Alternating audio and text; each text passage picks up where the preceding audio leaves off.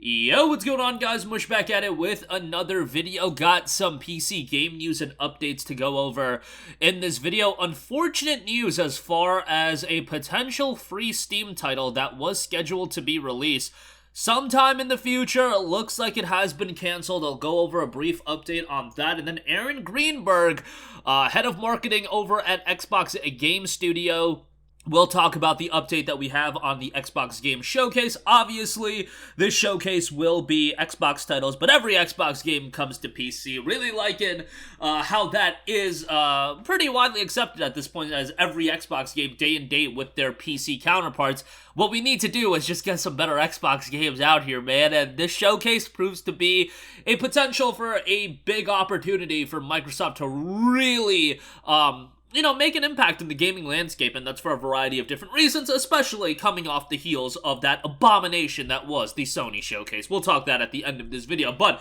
as noted, Unreal Tournament 3X was scheduled to be coming to Steam, EGS, and GOG as a completely free title with crossplay between said platforms.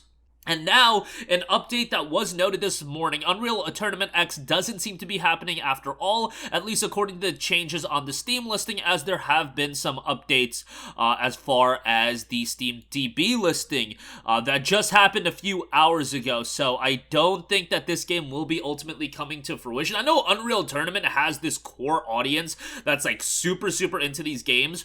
I wasn't like ever a huge Unreal Tournament fan, but I did play quite a bit of Unreal Tournament 3, and I had a fun time with it. Obviously, Unreal has been around for a very long time, and I didn't really get into multiplayer FPSs when Unreal was at its peak, so is what it is as far as that's concerned. But you would like to see games like this have some longevity, and ultimately, they're games that at this point, I don't know if an Unreal Tournament game would come out and it would have hundreds of thousands of players, but do I think it could be a game with a sustainable user base? Yeah, I do. I think there is definitely a bit of nostalgia attached to it, and I think people loved Unreal Tournament 3. I mean, the PC version of, I think it's the first title, has a 92 on Metacritic, which is just a staggering number. And obviously, since then, there's been several other games, the last one being Unreal Tournament 3, when that came out in 2007. And then there was, I believe, a Champions that came out, but, yeah, there you go with that. Looks like that won't be happening. And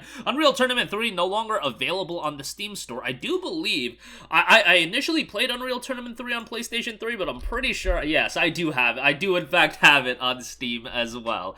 But yeah, if you're one of those people that are into, owning games before they get delisted, well, yeah, this is one that you probably won't ever be getting back into your library, which is a bummer, but these things do happen, so unfortunate news there. Alright, moving on from that, how about some more positive news? Aaron Greenberg tweeted out, "None of our first-party games in the show are full CG trailers. Everything is either in-game footage, in-engine footage, or in-game footage with some cinematics. Each of our trailers will be labeled so it is hopefully clear for our fans." Now, the imperative there is first-party games, and I really hope that is the priority and the focus of, what is this event called? The Xbox Game Showcase. It's not the Activision Game Showcase, even though they're trying to acquire Activision. It's not the Capcom Game Showcase. It's not the Epic Game Showcase. It is the Microsoft Game Showcase. Yes, it's fine to have a couple of third parties sprinkled here or there. I would really recommend Microsoft to,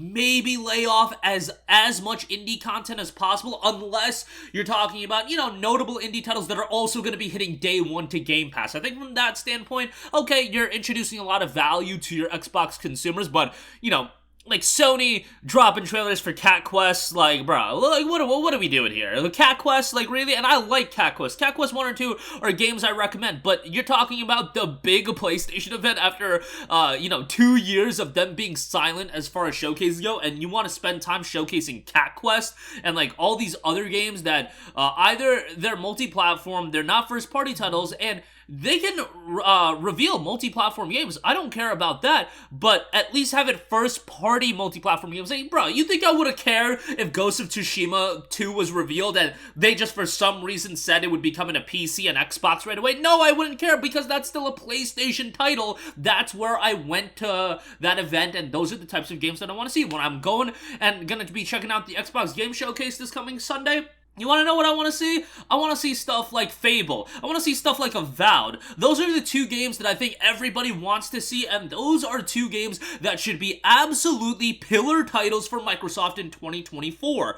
Hellblade 2, maybe that'll be coming out this year, maybe not, but, you know, those are the titles that I want to see. I don't want to, like, I'm sure they gotta get their Sea of Thieves, like, updates and the Halo Infinite new season, sure. You know, Sea of Thieves in particular does generate a lot of revenue, but I really do just want to see new games get revealed and new games that are gonna encompass the slate of Xbox titles, which also includes PC titles for, you know, the next 12 to 16 months. Now, Aaron Greenberg isn't outlining the gimmick. That whole gimmick they did last year where it's like, this is the next 12 months of Xbox and then everything just got delayed anyway. Yeah, that was nonsense when you look at it from that standpoint, and they aren't specifying that here. So I am a little bit concerned, like, bro, no CG trailers for games that are coming out in 2027. Can we just lay off of that? Like, if there's a development studio that's working on a game and it's still relatively early along, just don't even show it at that point. If it's still 3, 4, God forbid 5 years away, like, why are we showing it? Like, a Fable got announced in 2020 and it's been 3+ years and we still haven't heard anything about that game, and that's just a bummer. And there's been so many Xbox titles that this has just been happening over and over again with, but for some reason I still, like, remain kinda, like, hopeful for Microsoft and what they're gonna do in the future, because I think, like, the pieces are in place for them to offer a very compelling service. Like, Starfield hopefully is really good, and you're gonna be able to play it with Game Pass if you want. If you want to buy it on Steam, they're giving you that option as well. More so than Sony, more so than Nintendo, Microsoft is at least trying to give the consumer options in where they play the game, and that's a very powerful thing for any publisher, any company to give the consumer, because, you know, Sony's not really doing that. Yes, they're having these staggered releases on PC for, you know, really high prices, and I'm happy that the games are coming out, but Microsoft day and day, and they're coming to Xbox Game Pass right away, so if you just want to sign up $10 a month, you can do that as well. They just need to get a stronger game portfolio, because you can sign your deals for, like, Atomic Heart and Wo Long Fallen Dynasty and Plague Tale Requiem and have a value to Game Pass that way, but what would be even more powerful is we actually got updates on a game like a Fable, like an Avowed, if Starfield came out and it turned out to be really good. And I consider Bethesda to be a part of the Xbox family at this stage of the game. Like, they're acquired by Xbox and they're kind of part of the Xbox game studios. Like, what about a new Wolfenstein? What about Doom? Like, there's a lot of potential in terms of, you know, the Bethesda studios working on something great. I would love to see, you know, Dishonored 3. Like, that would be a major, major game that could be announced. And I know people are getting Arcane, Lion and Arcane studios that did Dishonored and Deathloop confused. The Redfall team just put out a game, and it looks like they're going to be moving on from that and working on something entirely new, probably after they get the 60 FPS patch out, which I think is the right move. You just take an L on that, and you move forward, and you work on something that you're going to be a lot more comfortable with it. I think, like, the team that's going to be the shot callers over there understand that, you know, better investment is going to be at something like a Prey 2, even if Prey 1 did underperform commercially, and hopefully that's what we see. I have a lot of cautious optimism when it comes to Microsoft, and maybe I'll be disappointed yet again, because I feel like I've just been getting straight up disappointed for the last 3 years.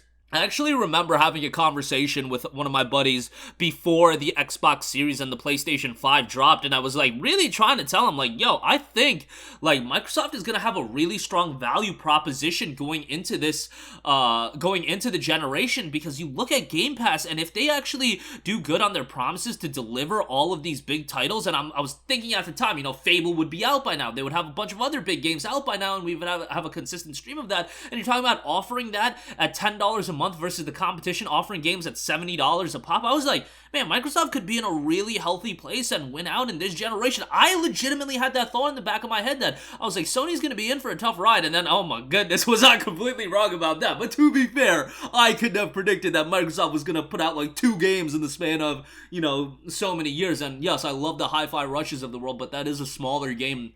You know, we're looking for those big budget titles, and hopefully we do see more of that at this showcase. Excited, but cautiously optimistic, and maybe that's a fault of mine as well. But that'll do it for me. Again, unfortunately, Unreal Tournament 3X, the free Unreal Tournament 3, Looks like that won't be happening, so that is a bummer. And as far as Xbox Showcase goes, excited for it. We're going to see a lot of non-CGI stuff, so that's exciting, but we'll ultimately see how the event turns out. You know, who knows? It might be like 40 minutes of like indie games, which indie games are great, but I think 40 minutes of that like Sony did is not what people want to see, but we'll see how that turns out. That'll do it for me. Let me know all of your thoughts in the comment section down below, and as always, guys, thanks for watching, and I will catch you guys in the next one. Peace out.